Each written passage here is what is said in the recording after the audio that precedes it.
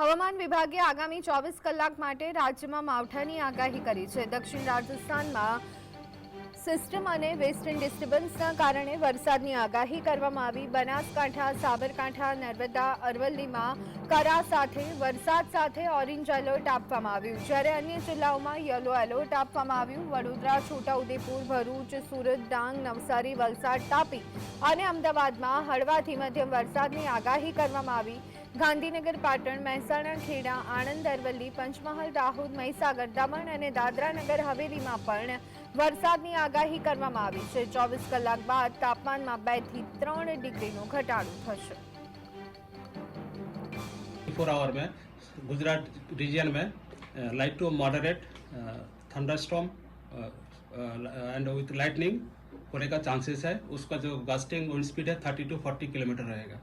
और इसमें जो 4 डिस्ट्रिक्ट है नॉर्थ में, साबरकांठा, बनासकांठा, अरावली और नर्मदा, इसमें आपका हेल स्टॉर्म होने का भी पूर्वानुमान दिया गया है।